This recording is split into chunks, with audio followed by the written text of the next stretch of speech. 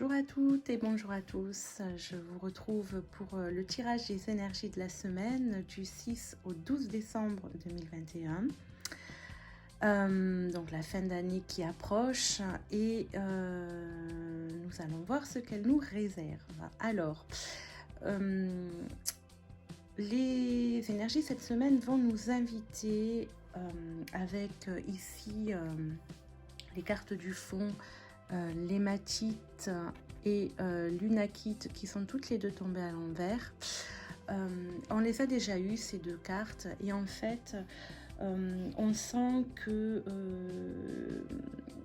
il y a encore un peu des énergies de peur, peut-être peur d'exprimer ce que l'on ressent encore complètement, peur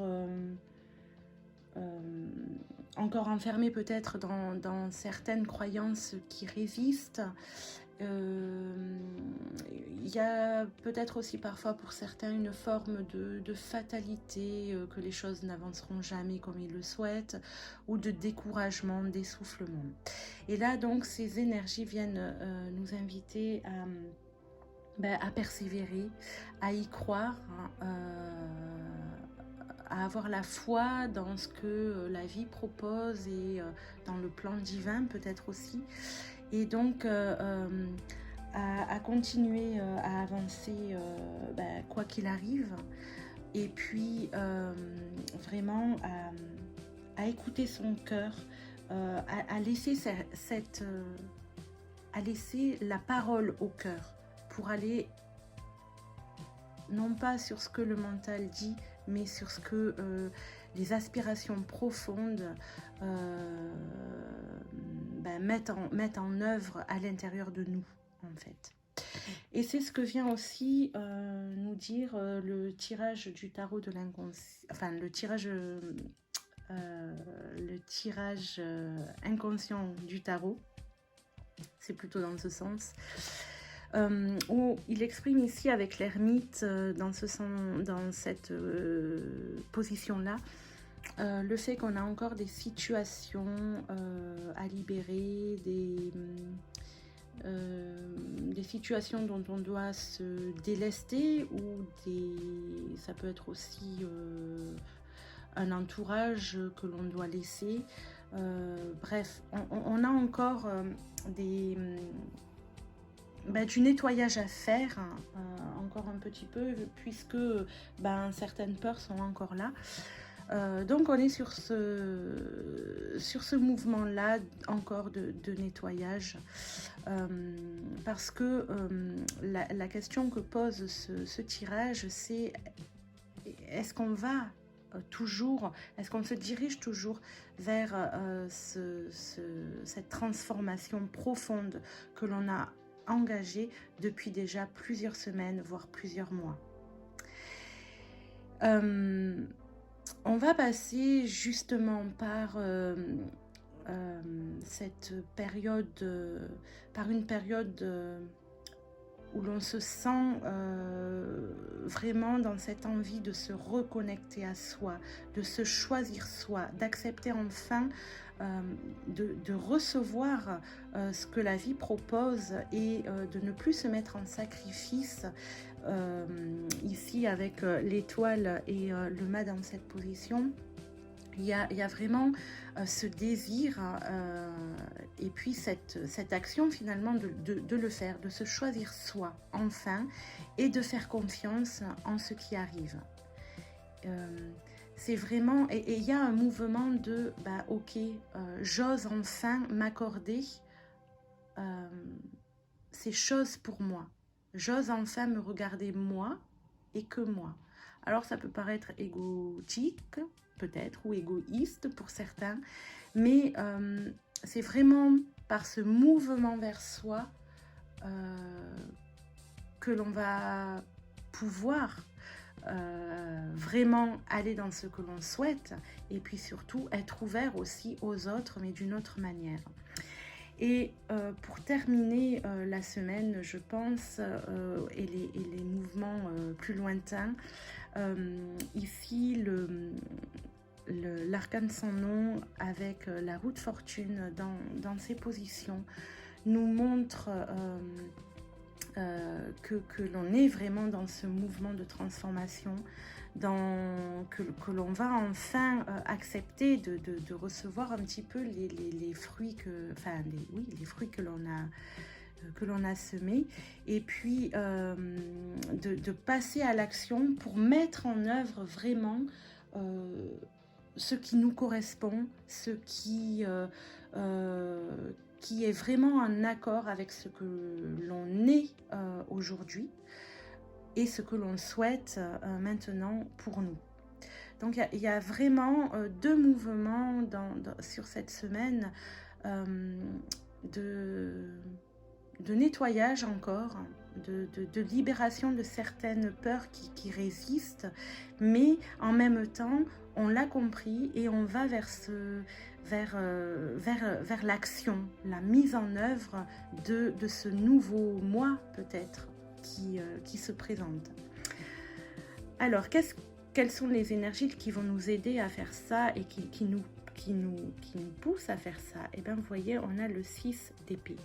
Et le 6 d'épée vient nous dire ici, comme l'ermite, il vient nous inviter à... il marque une transition vers quelque chose de beaucoup plus en adéquation avec nous, de beaucoup plus... qui est nécessaire pour pouvoir continuer à avancer. Il y a quelque chose de l'ordre de la nécessité et du salutaire dans le 6 d'épée. Il est vraiment nécessaire de se détourner complètement de ce qui ne nous convient plus, pour pouvoir aller vers donc ce qui nous correspond, d'accord? Et donc cette carte là nous pousse à la transformation, nous pousse vraiment à nous réaliser vraiment concrètement, à faire le tri dans certaines de nos croyances, dans certaines façons de penser, dans certaines façons de vivre, pour aller vers ce qui va être porteur pour nous et favoriser notre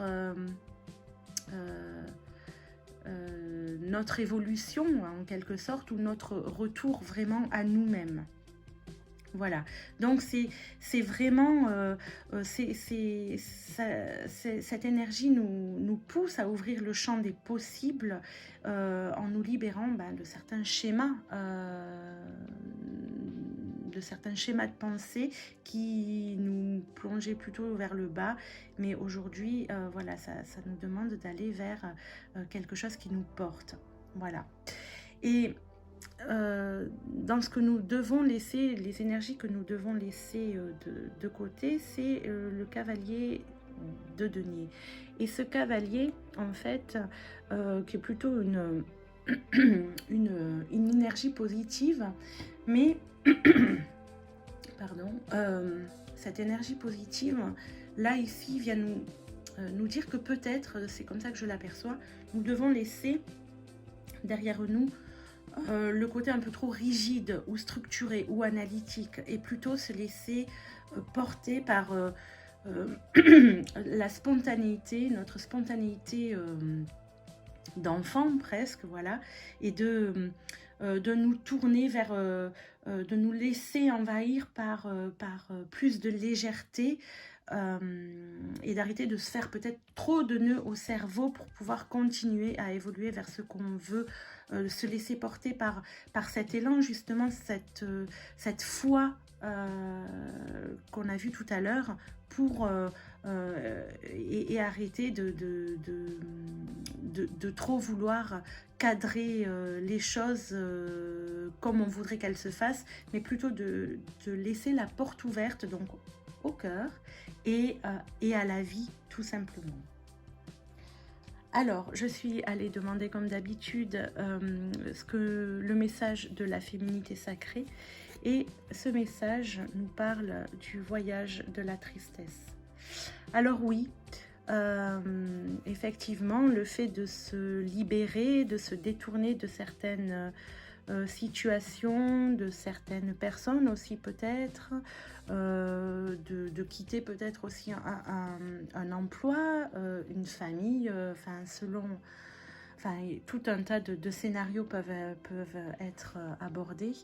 Regardez, le voyage de la tristesse, il est quand même entouré de cette magnifique couleur verte, la couleur de l'espoir, la couleur de tout ce qui est permis. Et donc, cette carte vient nous dire, ce message vient nous dire que on doit accueillir cette tristesse, on doit. Le mot n'est pas très joli, le verbe n'est pas celui qui serait le plus adapté, mais qu'il est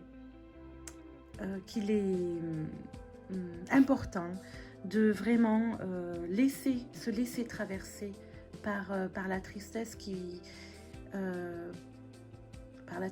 va s'imposer peut-être à nous, comme dans une sorte de deuil en fait de ces situations passées, et donc on nous invite vraiment à vivre cette tristesse sans chercher forcément à la laisser, à la mettre de côté ou à vouloir la contrôler. Voilà.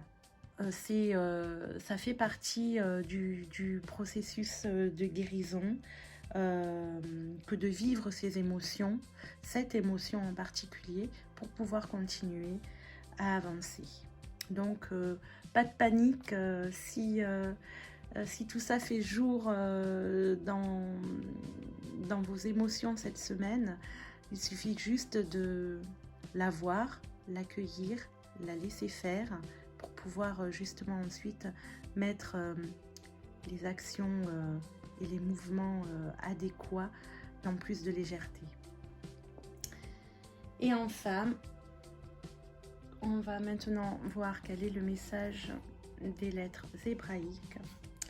Et c'est une carte, la carte Ace, la 8, qui nous parle de motivation. C'est une carte d'encouragement dans ce processus finalement de retour à soi.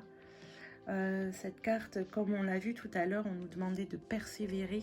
Elle nous parle de ça, de rester concentré finalement sur ce que l'on souhaite vraiment, et ne plus avoir de remords ou de regrets ou de doutes par rapport à ce que l'on souhaite réellement.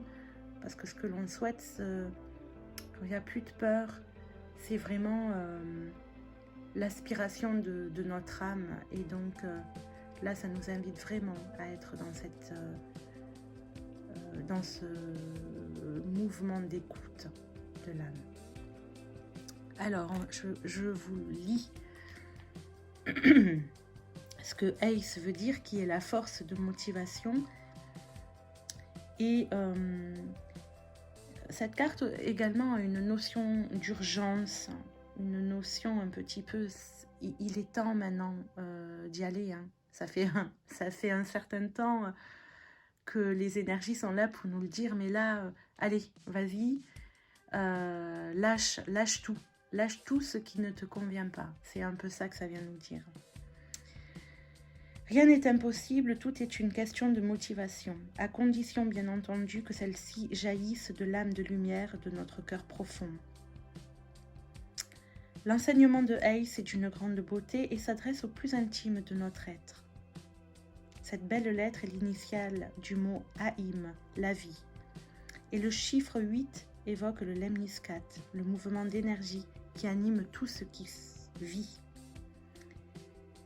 Ace nous aide à ne pas craindre la confrontation avec l'obstacle, les difficultés, afin de voir en elle la main divine qui nous invite à grandir, à bouger, à agir. C'est parce que la force de pesanteur l'attire vers le bas que la plante va pousser vers le haut, dans un élan de vie irrésistible. Ce sont les efforts investis qui rendront une œuvre plus belle, nourrie par l'énergie qui lui aura été consacrée. Ace nous propose de changer de regard sur ce qui nous apparaît comme une difficulté. S'il est vrai que la vie nous teste, c'est avant tout un défi d'amour. Elle nous invite à danser avec elle, à soulever son voile et à découvrir son essence. Les résistances à l'évolution sont normales, mais aucun problème ne reste sans solution pour le chevalier de bonne volonté qui marche main dans la main avec les intelligences divines. Et le chevalier, il est là, hein. Il est là, ce chevalier de denier. mais il doit apprendre un peu plus à être plus léger. Voilà, c'est ce que ça nous dit. Dans un tirage, Ace nous encourage ou nous aide à rassembler toute la puissance de notre réelle motivation en orientant celle-ci de façon juste.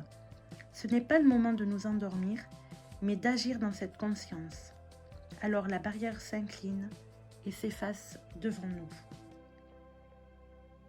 Voilà, un message qui résume bien le tirage en entier, puisqu'ici on voit qu'avec la roue de fortune, dans cette position et à la fin du tirage, nous amène aussi à l'action. Et donc, voilà, on est poussé pour agir. Écoutez, j'espère que ce tirage résonne pour vous. Je vous remets cette jolie couleur devant les yeux avant de vous laisser et de vous souhaiter une très très belle semaine. Sûrement pleine d'émotions, mais aussi pleine de satisfaction. À très vite, au revoir.